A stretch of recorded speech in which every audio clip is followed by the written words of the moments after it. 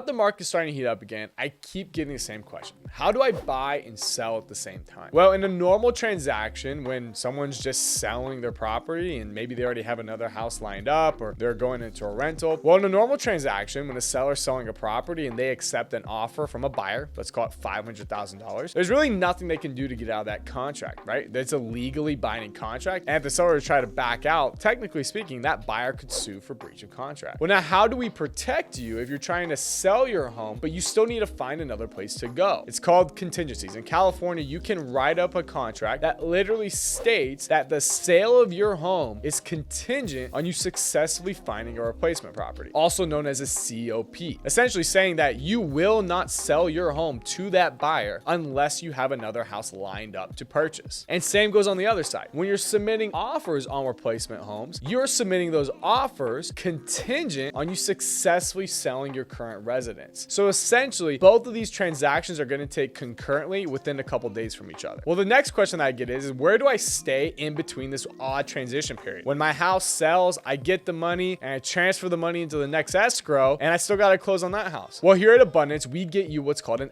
SIP, or a seller in possession. Essentially, when we take an offer from a buyer, we negotiate in a minimum of 3 to 14 days for you to literally stay in your home even though it's already been sold. And essentially what this does, it gives you the gift of time to conveniently transition from place A, your old property, to your place B, your new residence. So let's say that you close escrow on your current home or your old home on a Monday. Well, by the time the money gets wired and transferred over to the new escrow, to the house that you're trying to purchase, there's probably going to be this odd 24 to 48 hour gap where, you're still waiting for the county to record your name on the new home that you're buying. Well, let's say your SIP is for 7 days. Even though you close on Monday, you wouldn't have to be out of the property until that following Monday. So even though you've already gotten paid, you've already transferred the money to the other home, and maybe you even have some extra money in the bank from the equity that you had in your previous house, you still don't have to give your keys away for another 7 days or more. Again, we can actually increase this